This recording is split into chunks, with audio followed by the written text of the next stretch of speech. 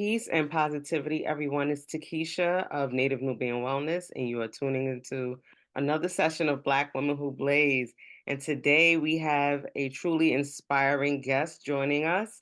She's the mastermind behind ButACake, the innovative infused cannabis brand that's making waves in the industry. Matha Figaro, I hope I'm saying your name correctly. This Matha. Mata, okay, Mata. Yeah. Yes, the CEO of ButACake didn't just stumble into the world of cannabis entrepreneurship. Her journey began as an executive pastry chef in Morristown, New Jersey, where her legendary ButACake recipe boosted dessert sales and set the stage for ButACake's inception. Established in 2016 in Jersey City, where my mom resides now, ButACake has transformed into a leading infused cannabis brand, offering discreet and delicious consumption options while advocating for responsible use. As a first generation Haitian American entrepreneur, Mata's vision for Butter Cake stems from her desire to create a better quality of life and workplace culture. Her transition from offering non infused butter cakes to exclusively edibles reflects her dedication to helping others, especially those seeking relief from medical conditions. Today, Butter Cake stands as the first Black woman owned edibles brand available in multiple legal cannabis markets. That's right. Malta's expertise in both culinary arts and cannabis entrepreneurship has solidified ButACake as a dynamic force in the industry. Join us as we dive into Martha's journey, her commitment to social equity, and the incredible products ButACake has to offer. Welcome to Black Women Who. Thank you. And so, Yay. so yes, I mean, amazing when I was reading your bio.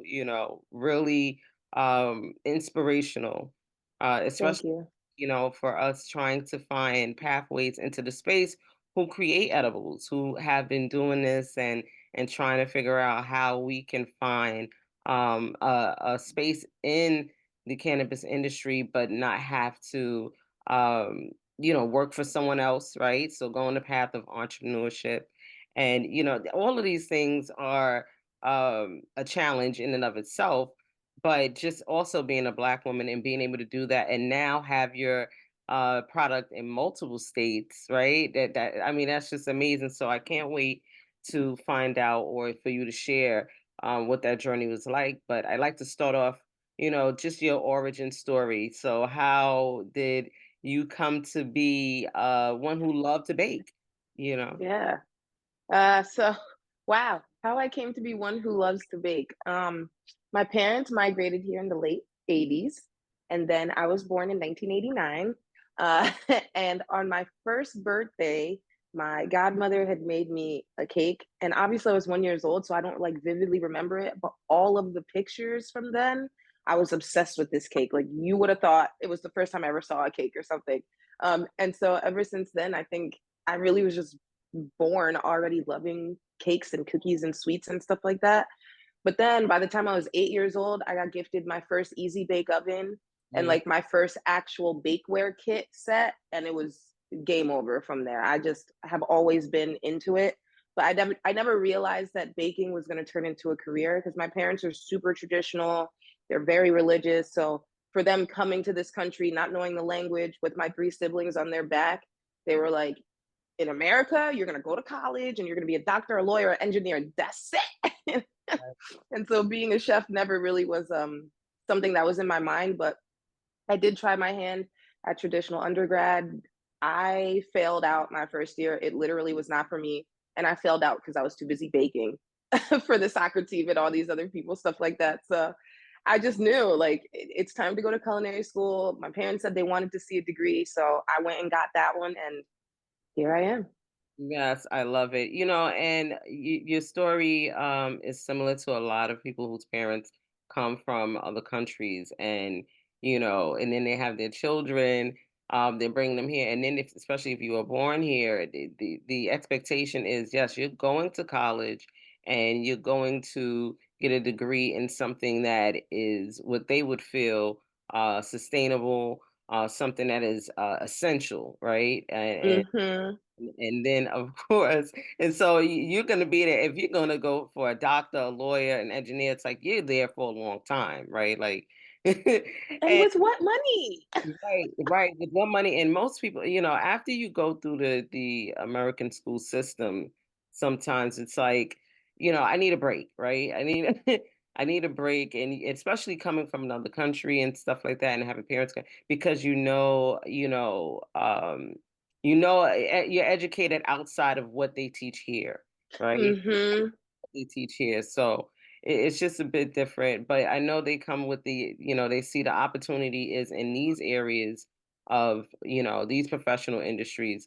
So when you shift it to, hey, this is what I'm gonna do, which is they feel, hey, you don't, they probably feel you don't need to go to school for that. This is something that's, we all should be able to do, cook. Yeah. You have to be able to cook, and just decide, hey, this is not for me, but this is what I loved, and what I could pour myself into. How do they feel about it now? Seeing all the success. Oh, now they're so proud. Like my mom keeps my business cards in her purse, and she's like, "Oh, my daughter, she's a chef," and all these things. So it's cool. It's cool. They're fully in support of it now. I can't say it hasn't been easy, being that my parents are Black people. They are immigrants. They came here at the height of the war on drugs. Right. Like they raised me like no drugs ever, period. So I was very quiet about my business. Um, Honestly, from 2015 up until 2023, I didn't tell my parents anything. Wow. Wow. So they knew that were a chef, professionally, but they didn't Hmm.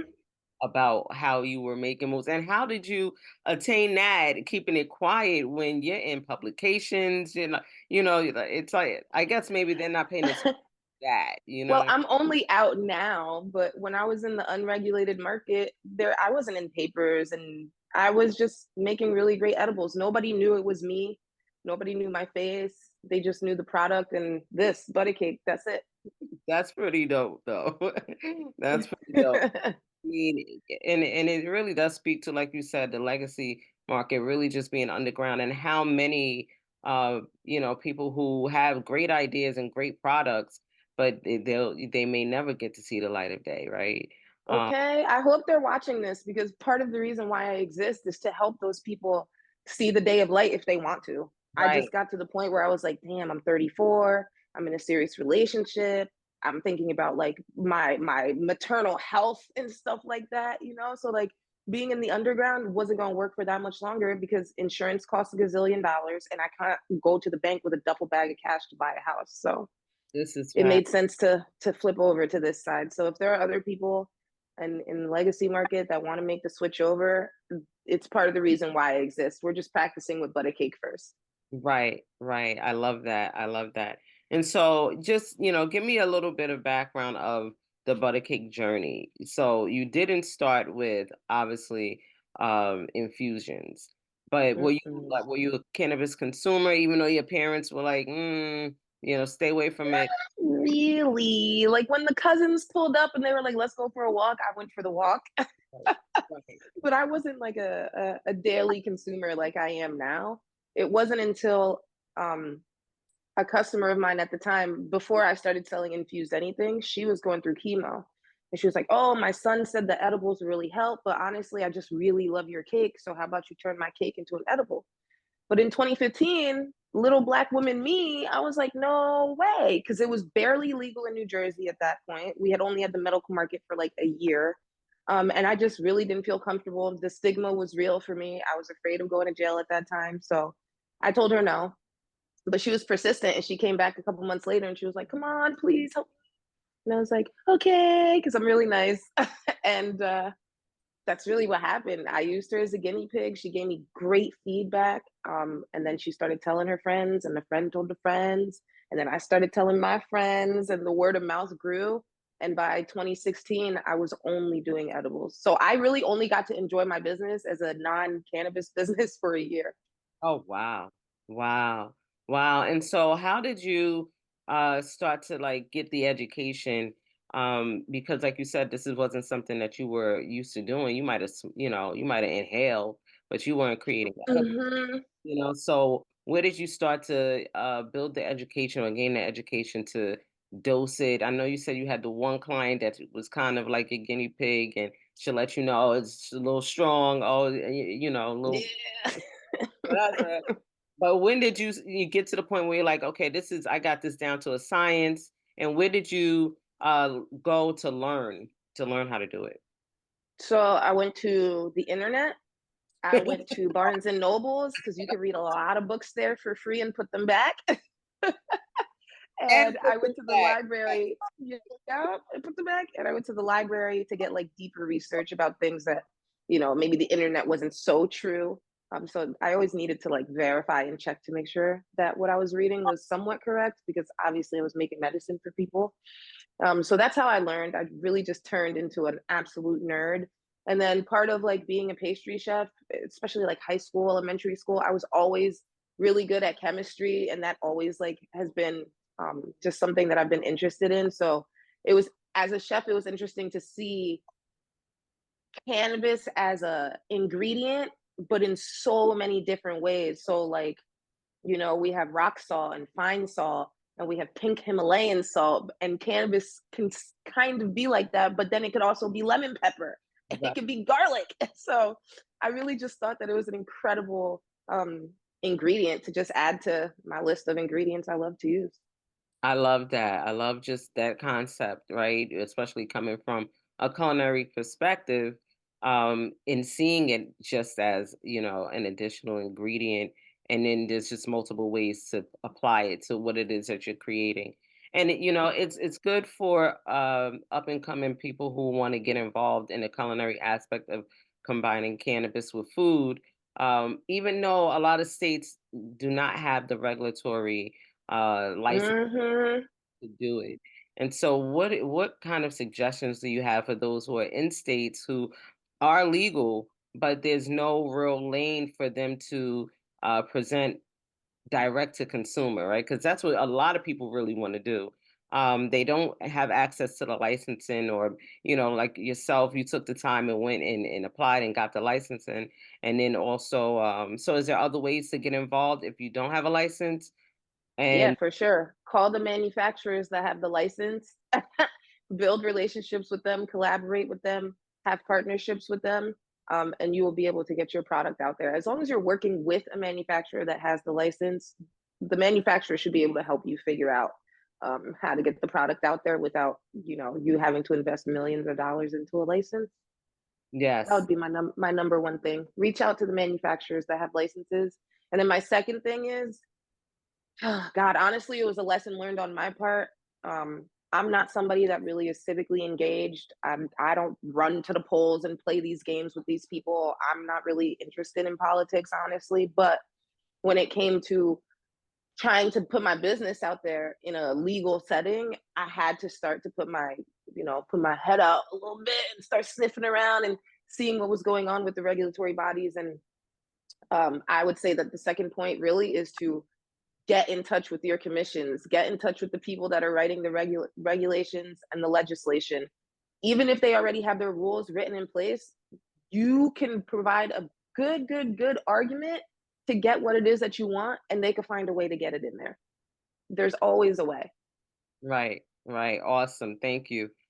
Because right now in New York, I'm an instructor for culinary cannabis certification at community college, and a lot of course, there's if they don't have the processor's license, they're not aligned with a processor. Some of them are wanting to create the edibles. They're already doing it. They're already catering. Hmm. Already trying to do, and they're just wondering, well, how am I going to be able to legally make money and things like that, and without the regulations there. And so it's like, well, you're gonna have to speak up. You're gonna have Yep. to speak up. You're gonna have to contact them. You're gonna have to say, this is what's missing. This is what we need. And so there's some things that can start to be shaped. But Right. with cannabis also, we in food, you have to really be focused on food safety, right? And Yes. not just the dosing and all the things with cannabis, the sourcing of it, but also now with pairing the other ingredients to make a product that's consistent each and every time. And so, Mhm. how do you meet those type of challenges? So right now I'm partnered with Columbia Care. They're absolutely phenomenal. They're a big company. They're in a bunch of states. And they were really, really nice enough to do a social equity collaboration with me in which I'm allowed to go into their facilities to create my products. And when I realized that I was walking into a facility where like one main hall, I guess, was split between a bunch of different rooms, I realized that I would have to be like literally in my own separate wing because I deal with peanuts and peanut butter and wheat and dairy and just very like allergy sensitive foods that God forbid if the wind and the HVAC blew the wrong way and it got on a gummy, that would honestly ruin somebody's day. Right. So these are the things that I'm constantly thinking about is like how can I make sure that I keep flour and sugar and all of those things as contained as possible to eliminate any chance of cross contamination. So that's what I asked for. I was like, can you just put me all the way in the back? Thanks.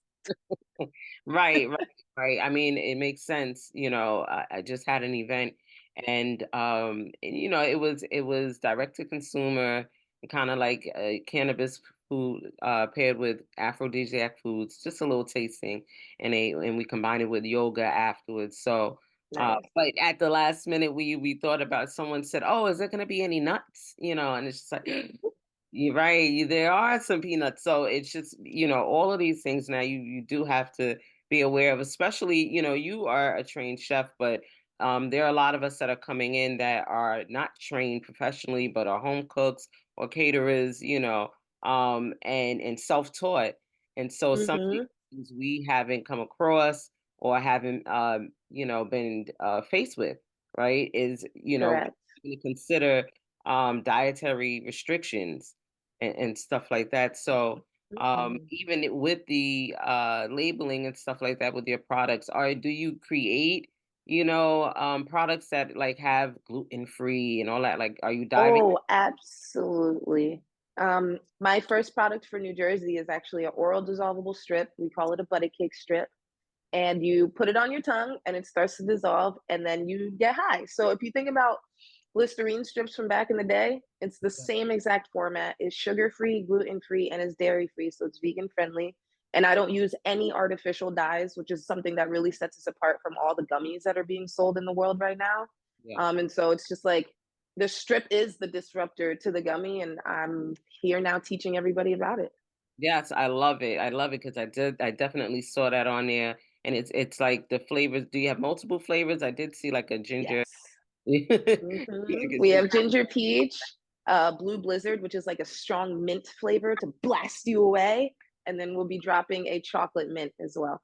Ooh, okay. That's almost like the after dinner joint. Yeah, Right. exactly. One for dessert, one for after you smoke to freshen up your breath, and then one for after dinner. That's right. That's right. That's right. And I love it because, it shows that you can create outside of making gummies, right? Because here in the Connecticut market, you have a lot of food and beverage. They have a food and beverage license, and you have food and beverage that are trying to decide what kind of products, to put out.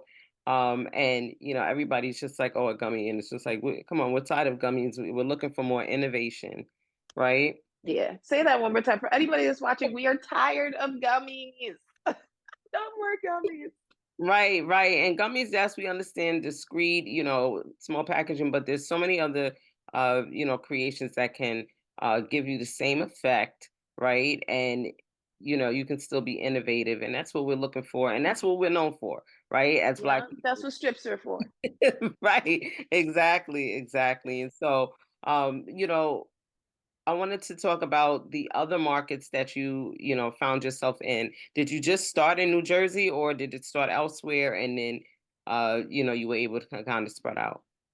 Yeah, so I'm from Jersey, born and raised. I love New Jersey. I never imagined like not being living in New Jersey full time now that I'm older and I've like seen the world and stuff. So when I applied for a license, I was under the impression that it would take maybe, I don't know, 6 months and then I would go into a building and do what I had to do. And here we are. I started my licensing journey in December of 2021. It is now what, March of 2023, and I still don't have the ink dried on my piece of paper. Right, right. So, We're in 2024 now. Like, oh, see, 2024, that's how fast the time is going. And so it's just been like a really strenuous journey, the licensing process itself for New Jersey, that it got to the point where I was like, yo, I can't feed myself. I can't even buy toilet paper for myself. Like, I need a way to do what I already do, which is make edibles, but legally and get paid for it.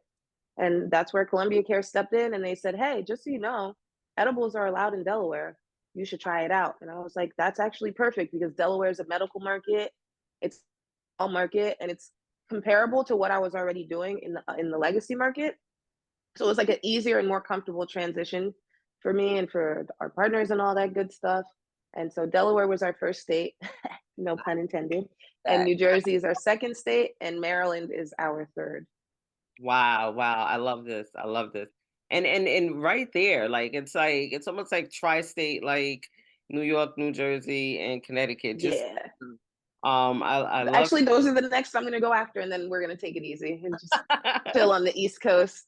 right. That's right. Just the East Coast takeover. Um Mhm.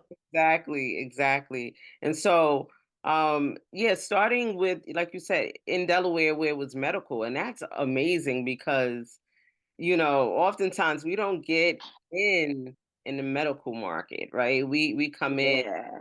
in the adult use recreational. So that Mhm. there's an amazing feat, kudos to Thank you you. for doing that and just um being, the first one in opening doors. It's like really kicking down doors.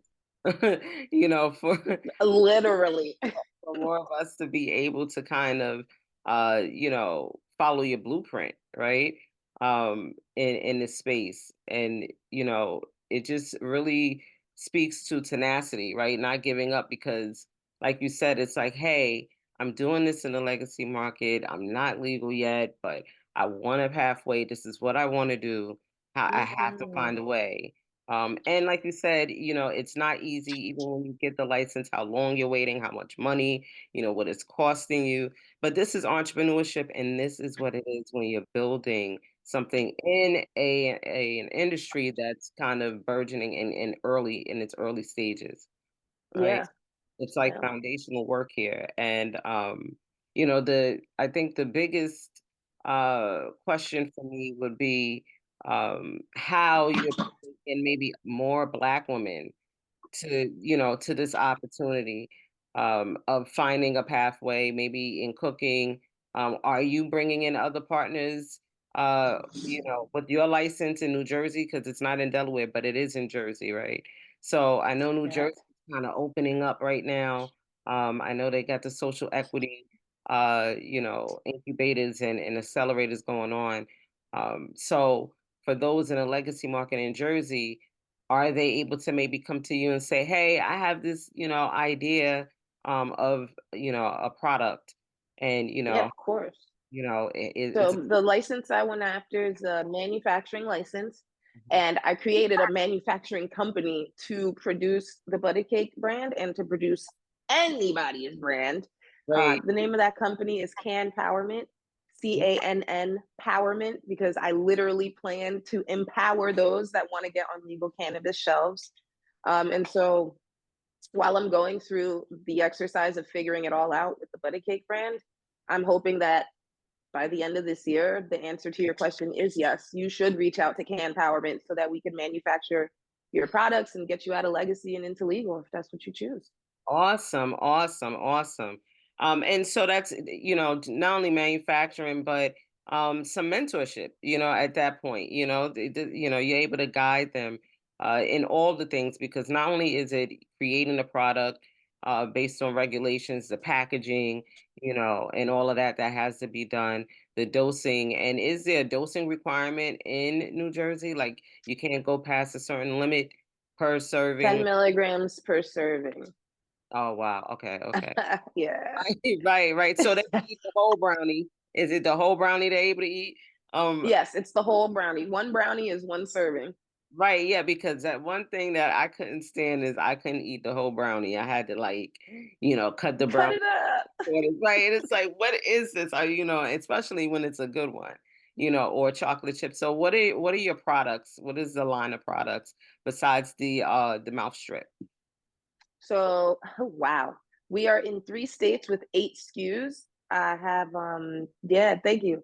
We have the strip in 3 flavors, and then we have oatmeal raisin cookie, chocolate chunk cookie, peanut butter and jelly brownie, hibiscus elixir, which is a beverage, and peach elixir.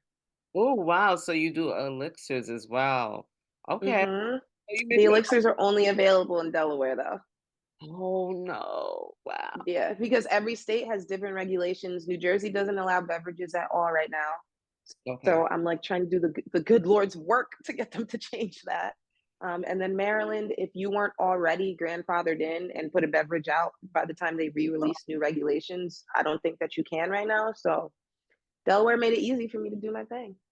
I love that though. I mean, because this is what it is. It's like, what do the people want, right? It's like they want to make regulations and all of these rules and things, but then are you speaking to what the people are asking for and need? Besides putting out more things that are not leaving the shelves. And that's one thing I really love about Delaware. It's a smaller state, and the regulators there, like you can actually get in touch with them. So they're, oh, this was the best customer. His name is Roland. Hi, Roland. I hope you watch this. He came to visit us when we did a pop up in one of the stores because they tell everybody like, oh, ButACake will be here that day. And he came to visit to tell us how much he loves the peach elixir and that he wanted to order it by the liter. And so Mm, I called up the Delaware regulators. I said, hey, I can't really fulfill this person's request because your regulations are too regulating. And so they were willing to work with me on that. So every state is different. Some states are better than others. But like I said, if you get involved with your regulators and get civically involved, you can make things happen that wouldn't normally happen. right, right.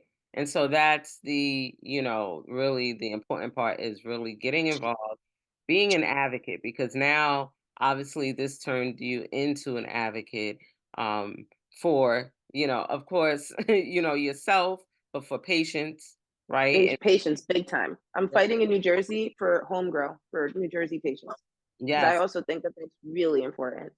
it is. It is. It's definitely to be able to grow your own. It's a plant, right? So it should, and it's an herb. It should be able to be that accessible, meaning you can for yourself, be able to Hmm. grow it. And there's so much science out there about the relationship between you and the plant when you grow it yourself, and what it's able to produce for you in your Hmm. right, and the needs that may be missing in your environment. I mean, the plant is just so intelligent. So all plants are, but this one is just a special one. This is the mother. Exactly. And so even when pairing with foods, are you intentional about the type of things that you pair for the endocannabinoid system, right? And how to support that. I spoke to someone not too long ago that, was making cakes um based on, women's cycle and helping them. So did you, in your Hmm. simulations, do you have any type of future products that you plan to put out that are gonna like be specific to help certain conditions? Not we're not gonna say treat, right? Yeah, But to help. to help support, right? That's right. once I it's love that you asked that question because it helps me tell people like really the differences between the non-regulated and the regulated side. When I was in the unregulated market, the legacy market, whatever we want to call it, I was able to have direct relationships with people that were growing themselves. Mhm. And I would say, I would call and I'd be like, hey, girl, I have a client who just got her teeth pulled. Do you have a strain that can help, with something like that? Oh, I have a client who's going through chemo. Do you have a strain that can help with something like that? And so being able to have that kind of direct access to the person growing, it makes such a huge difference. But in the regulated side of things, everything is so commercial that I have limited access to strains. So they're like, we kind of just grow these 5 strains and we turn it into distillate and you get what you get kind of situation for now, which still gives us it's an effective edible, but it's not curated towards, sleep, stress, happy, sex, whatever the case may be. So those are the kinds of things I'm looking forward to growing into on the regulated side because it's a little bit more nuanced and a little bit more complicated. But I will definitely be growing into that. So V1 of all my products right now are distillate based. They're not targeting any sort of ailment specifically. It's just straight THC into your body. Right, right. Okay, okay, that's good to know because a lot of people who want to get involved in the processors license in New York or the food and beverage, right, you will be sourcing distillate and, Hmm. you're going to be extracting yourself. And a lot of times you're not going to get into because of the cost, right? The cost of equipment, the cost of all the things to be able to extract your own and then incorporate it, Correct. but for those who are going for that micro business license in New York, listen, that's a big feat because at least you get to Hmm. process your own and then retail it. But it is a whole process, to extract, make your own extractions and then create infusions with that. So yeah, for you right now, it's just focused on, all right, this is what I'm able to source, distillate from licensed growers. Yep. Right. Because yeah, that's another thing. You do have to source it from those who have a license. That Yes. this is, I want to be clear for those of us who think that, hey, I'm gonna get in and I'm just gonna be getting it from anywhere and everywhere. And that's just not the case. That's not how it works. Mm-mm. And even, hey, I don't want to try anybody's edibles that still does, not know where they're sourcing it or can't ask any questions. At this Yeah. the the way things are grown and Okay. and treated. So, and that's one of the things in culinary cannabis, like, having, unfortunately, a lot of us don't have access to lab tested, safe plant material or biomass or distillate. Um, One thing I can say though, if you live in a state where it is legal, you can ask any testing lab to test your personal use cannabis. They're not going to ask you where it came from. They're not going to ask you how you got it. They're going to charge you to test it, and then you'll know exactly what it is that you have. Where I am in New Jersey, I love to use Trichome Analytical. She's amazing. You get the product to her, she will test it, and it's like $50. oh, I love it. And so this is your plant material. Will she also do a product? Yes, she will also do products. See, it's like, okay, great. So now we know, you have someone here in New Jersey that's able to test Hmm. as well as New York. I Yeah. believe there's someone in New York and Connecticut at the time, I may be mistaken, but last year there was only one testing lab for those states. So yeah, yeah, yeah, things are moving pretty slow. Yeah. Moving pretty slow here, but yes, that's good to know because yes, before you start infusing and putting your products out there for everybody to try, people want to know what's in the edible, right? Because Yeah, they want to know. they're already And dealing. that was something that helped me be successful in the legacy side. Like anybody that wanted to know anything about their edible, I was able to just directly give them the answer. And if I didn't have the answer, I just called the person that grew it. Hey, girl, tell me Love it, more. love it, love it. And listen, this is how efficient and thorough we have to be though as Black women, because we always get double checked, for whatever reason. Hmm. Somebody else could throw something on the table and it look horrible, but they don't get no questions. Ours can look beautiful, but we we get all the Yeah, and what is that and who did you get, and so the stamp of approval, like big time. Colin Kaepernick said, in his documentary, like if they don't got that stamp of approval, you know Hmm. we don't get that same encouragement. So, so yes, get out there and get it tested. And what would you say to somebody who's just getting started and says, "Hey, well, I got an idea. What are some of the first steps?" Ooh, if you have an idea, figure out a way to like create a prototype. go on Canva, design your packaging, have one printed on sticker mule or something. Um, get in your kitchen and do a little test batch. Do that so that you have something tangible to show the people that you want to work with to grow it, to scale it, and to like make your business blossom.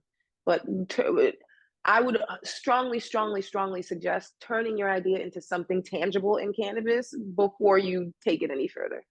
Right. Right. Okay. So practice first.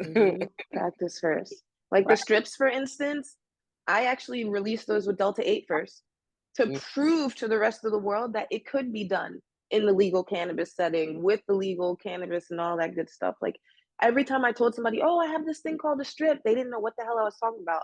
But then I made it and I put Delta 8 in it and I was like, here you go. This is what it is. It clicked. And now here I am. Right, right. And so, and I love that you said that because a lot of times people just want to get involved in the adult use, with THC infused, edibles, but there's other cannabinoids, right? And so, Mm-hmm. and when you want to test it out, this is what I try to explain to a lot of people. Why don't you just try, the other cannabinoids, the minor cannabinoids, and see? Now, no, they're not going to get, that euphoric effect right Right. away. But if you're setting out and you're doing your testing, this is where you're able to, hone your craft and say, okay, yeah, I got this down pat with this cannabinoid, and so I'll be able to do it with the next, right? Mm-hmm. So yeah, like you said, you tried it out with Delta 8, and it popped. Yeah, and luckily, when I hopped on the Delta 8 train, I swear I got the last ticket because after that, the world was like, "Ah, Delta Right, right, right. Because you right, we a little, we a little bit, but you did what you had to do. You know what I'm saying? It was Mhm. like, listen, I had to get in here and show them something first, and now, y'all can have y'all Delta 8 back. You know what I'm saying? Exactly. Exactly.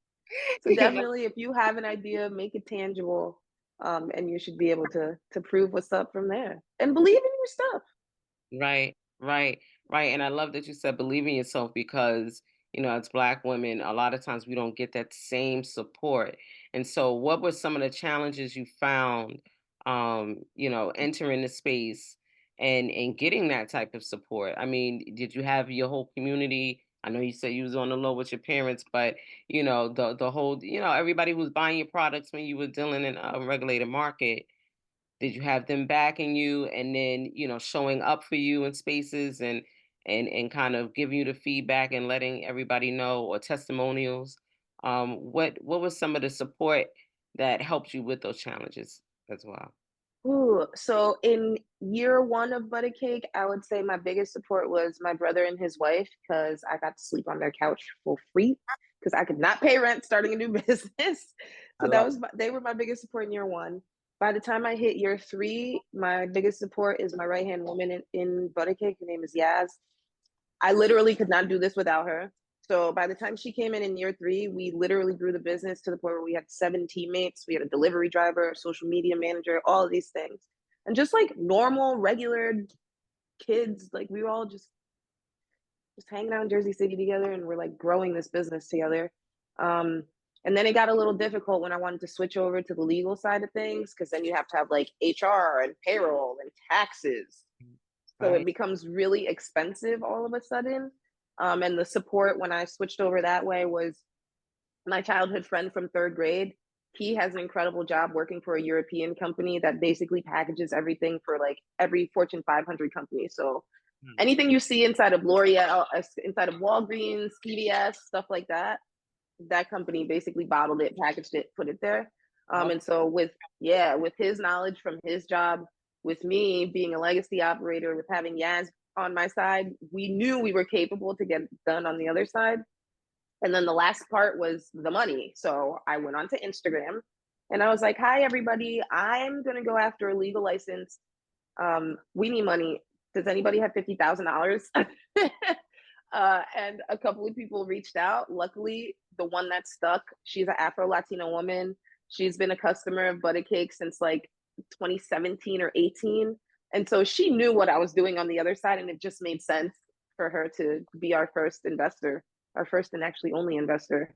Um, but yeah, that's my support. I love that. I love that. I mean, like they said, closed mouths don't get fed, right? They don't get fed. I ask everybody for help. I had my boyfriend up in the kitchen today helping us. Like I'm asking everybody at every chance I get to help. Right, right. We need all hands on deck. I mean, it just really doesn't happen without a team. Yeah. And a supportive community around us that really wants to see, sees the vision, experience the product, knows that you have, something wonderful here, appreciates what you're doing in the community, standing up for social equity, making sure that Hmm. you have the platform, like you said, the sister stepped in with and helped with all the social media. That's one of the biggest things as well, because I think that's where I really became wind of, you and the product and seeing all the things was social media, right? And so kudos to her to jumping in there and getting that done Yeah. Yeah. because Literally. I was definitely looking for other Black women in the space doing different things. And it was just not easy to find us. And then I think I ran into you at MJ Unpacked, but it was so busy. The one in New York City was so busy. You had your product kind of set up in the middle, um, at the time. And just even that, and that's a space where you're kind of looking for more investors, people to come in or want to put your products in their space, right? So Yep. I was in New York shaking my little tin cup by my promise. right. Right. And so this is what the platform is really for. It's, visibility as well as support and connection, to, learn from each other, possible collaborations, but also visibility for other people who are looking to invest in viable businesses that there are Black women that Mhm. are doing great things and need the support. So I appreciate you coming on, sharing your time, giving us some of the Thank you. tools and tips as well. And how can uh, folks find, your products? What dispensaries or what areas can they look? I know you have a website, and how can they reach you if they want to learn more about ButACake? So you can Google ButACake here, BUTA cake. We're all over the internet. Honestly, I do not have a social media manager anymore because when you make the switch from legacy to legal, you're not making the switch from like rich to rich. It's like rich to poor to then, hopefully something crazy happens. So I manage all of the social media and stuff myself. So if you send me a DM, I will answer. If you reach out via the website, I will answer. If you send an email, info@butacake.com. I will answer. We're also on WhatsApp. So literally Google ButterCake and you could talk to me any which way you would like. And then if you have any interest in the manufacturing side of the business, you can look up www.canpowerment.com, CANN powerment.com. Yes, and all of the links will be in the description, of course. And listen, interns, anybody who, got that social media magic and wants to put something like butter cake on their resume and they started and look what I was able to do, reach out. Don't be afraid to reach out because we can Yes, use please. support. And we would love to, also have some interns come and learn from us and we learn from you. So Yeah, absolutely. I she's got one better actually. I have a real ask. If anybody out there knows how to put music videos together, I would love some support in that realm. I don't have like the resources it takes to provide the kind of capital to create some cool music video, but if somebody has, some time to invest in the business to help us out with that, I would be forever grateful. And not for nothing, it's the first ever legal brownie for New Jersey. So you also would be doing something pioneering if you can make me a music video. Thank you. yes, all the ads, and she's doing stuff historic in the space, especially in Delaware, New Jersey, and Maryland. I mean, this is amazing. I know there's so many other women who are looking to do the same thing, myself included. I do want to push a product out there eventually when I stop doing all the other things. So, so thank you for sharing. I'm so glad that we got to connect. And if you are a Black woman who is in the cannabis space as an advocate, you consume for your own health and well-being and having a compelling story to share. You're an employee and you want to spill the tea, or you're an entrepreneur and you want to help other Black women get involved. Please reach out to me at Woman Who Plays on IG or comment under the video. I love to hear from you. And for all of my services and offerings, you can go to nativenubian.com. All right. Peace and wellness, everyone. Thank you, Matha. Have a good one. ButACake.